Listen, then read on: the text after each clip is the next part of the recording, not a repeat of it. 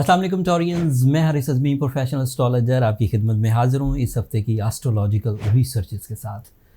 12 जून से 18 जून तक जो एस्ट्रोलॉजिकल इवेंट्स होने वाले हैं उनकी तफसील इस वीडियो में मैं बयान करूँगा।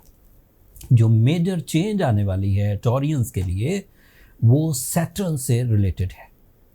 सैटर्न 17 जून को रेट्रोग्रेड हो जाएगा। हर साल रेट्रोग्रेड होता है। इस साल इसकी रेट्रोग्रेशन आपके 11th एंगल पर होने वाली है। 11th एंगल की रेट्रोग्रेशन गैर मामूली रिस्पॉन्ड करेगी।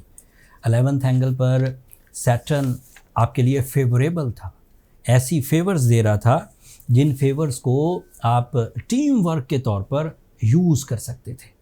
अपने इर्द गिर्द होने वाली चेंजेस पर आपकी गहरी नज़र थी। आप ज़्यादा डिसाइसिव थे, ज़्यादा सोशल थे, ज़्यादा कनेक्टिंग लोगों के साथ ज़्यादा कनेक्टेड थे। लेकिन जब वो रेट्रोग्रेड होगा तो that is a weak position of Saturn. आपकी टीम वर्किंग कॉन्सेप्ट में वीकनेसेस आएंगी। Team members, family members, surrounding, इर्द गिर्द के लोग, अजीज़ व अकारब, दोस्त अहबाब भी आपको कूल सा रिस्पॉन्स दें। उनकी वो वार्म अटैचमेंट्स जिसे आप इंजॉय किया करते थे, उनकी वो अटैचमेंट जिन अटैचमेंट्स को आप कन्वर्ट किया करते थे रिवॉर्ड्स में, जिन अटैचमेंट्स को आप कन्वर्ट किया करते थे प्लेजर्स में, हो सकता है अगले 4 महीने तक वो कमज़ोर रहे। आपके लिए टॉरियंस सैटर्न का 11th एंगल पर रेट्रोग्रेड होना आपने पहली दफ़ा देखा होगा, क्योंकि ये 7 मार्च को ही तो 11th एंगल पर आया है 30 सालों के बाद। एक साल आप और देख लेंगे 11th एंगल पर। एक साल और देखने का मतलब ये है कि 2024 में भी ये इधर ही होगा और यहीं पर रेट्रोग्रेड होगा। तो 30 सालों में आप सिर्फ 2 दफ़ा देखेंगे। मैं पिछले 24 सालों में 24 दफ़ा इसे किसी न किसी स्टार के 11th एंगल पर देखता ही आ रहा हूँ। आपसे पहले ये एरीज़ के लिए 11th एंगल पर था, तो मैंने उनकी भी एबिलिटीज़ रीड की। उनके लिए ये ज़्यादा ताकतवर था। आपके लिए ये सिर्फ सोशल नेटवर्किंग की इश्यूज़ पैदा कर रहा है व्हेन इट इज़ रेट्रोग्रेड। आपके लिए ये एजुकेशनल प्रॉब्लम्स पैदा कर रहा है जब ये 17 जून को रेट्रोग्रेड होगा। कुछ कैरियर में भी छोटी मोटी ट्रबल आएंगी। एरीज़ के लिए तो ये बहुत बेनिफिशरी था, लेकिन हमने वो सारी रिपोर्टिंग, वो सारे एनालिसिस, वो सारे एक्सपीरियंसेस अब आपको नॉलेज बनाकर कन्वर्ट कर रहे हैं।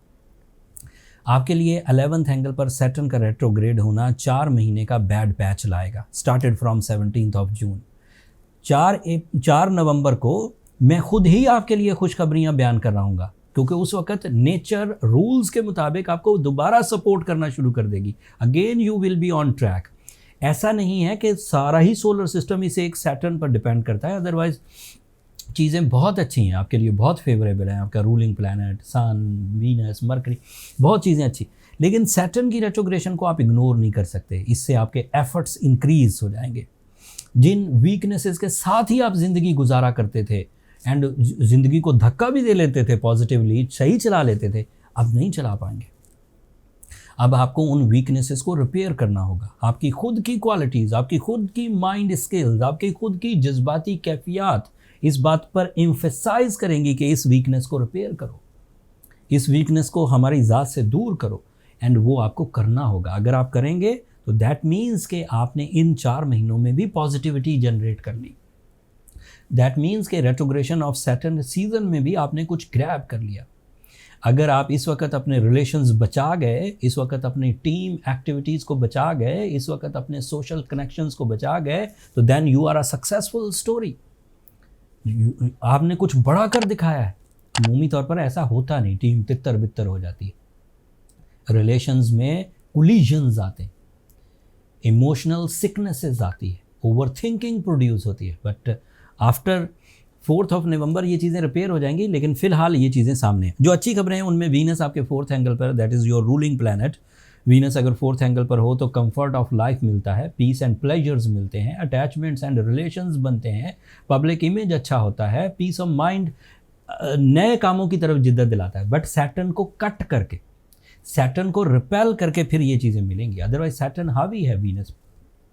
मरकरी आपके सेकंड एंगल पर, that is ideal for your mind concentration, that is ideal for your learning ability, that is ideal for your institutional achievement, that is ideal for your intuitions, creative skills, ख्यालात, inventions, discoveries, ये सब जो mind से चीज़ें होने वाली हैं ये मरकरी के एवज होती हैं, और ये सब आपके साथ साथ चल रही हैं। मार्स आपके लिए फोर्थ एंगल पर है, वीनस के साथ है, that is so positive.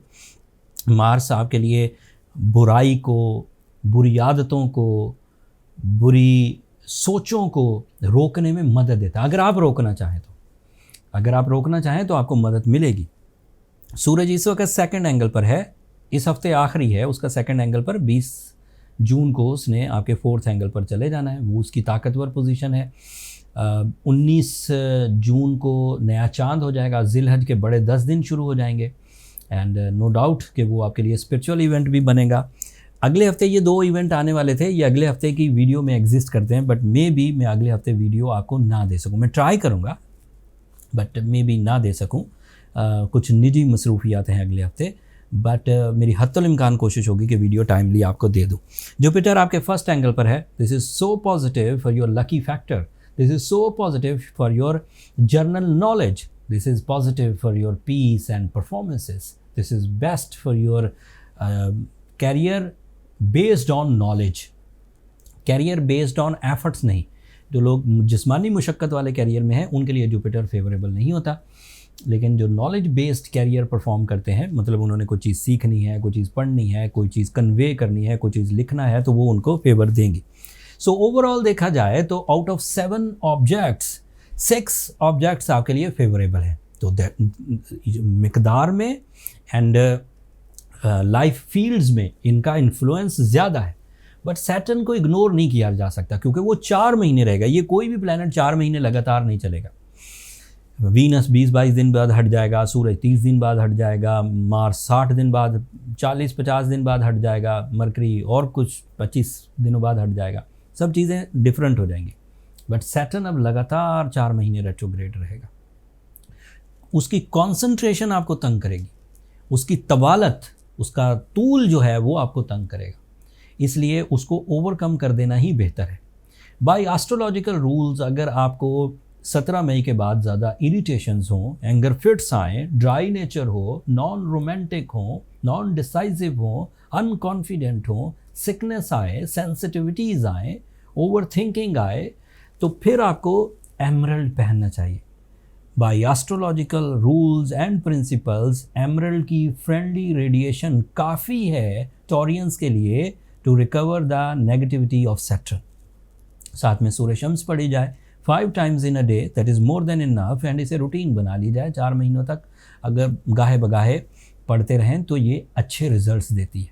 But average, अगर आप ज़्यादा सीनियर टाइप के टॉरियन हैं, सीनियर इन द सेंस कि आपकी रिस्पॉन्सिबिलिटी ज़्यादा है, सीनियर इन द सेंस कि आपकी एज ज़्यादा है, सीनियर इन द सेंस कि आपकी रोज़ की कारकर्दगी कई लोगों के लिए मुफीद है, आपके नीचे आपसे ज़रा कम लकी लोग हैं एंड आपका लकी रहना बहुत ज़रूरी है ताकि वो चलते रहें, तो फिर आपको शायद अपनी पर्सनल कैलकुलेशंस की तरफ जाना चाहिए ताकि कोई भी चीज़ उलझे ना। अगर चीज़ें उलझ गई, उलझने के बाद 4 महीने बाद सॉल्व भी हो जाएंगी, वो सारा खमियाजा भुगत के अगर आपने गुजारना है चीज़ें, तो फिर तो ये वीडियो भी देखने की ज़रूरत नहीं। वो बहारें और ख़िज़ाएँ का जो एक आमेज़िश है, कभी बहार आएगी कभी ख़िज़ा आएगी। जब बहार आएगी आप ऊंचा उड़ेंगे, जब ख़िज़ा आएगी आप ज़मीन पर धड़म करके गिर जाएंगे। तो ये सब चीज़ें अगर आपने बर्दाश्त करनी तो फिर नॉलेज हासिल करने की ज़रूरत नहीं, फिर तो ऐसा किस्सा चलता ही आ रहा है सालों साल। लेकिन अगर आपको अपने बैड पैचेस को रिकवर करना है, then you need the knowledge, and birth chart calculation is a complete knowledge about your strength, about your weaknesses, about your recovery of weaknesses and एहतियाती तदाबीर। उसके लिए नंबर नीचे चलते रहते हैं, आप उन पर रब्ता करके अपने लिए टाइम ले सकते हैं टॉरियंस, बट वो फ्री फोरम नहीं है। होपफुली आप अंडरस्टैंड करेंगे। ये इस हफ्ते की इन्फॉर्मेशन थी।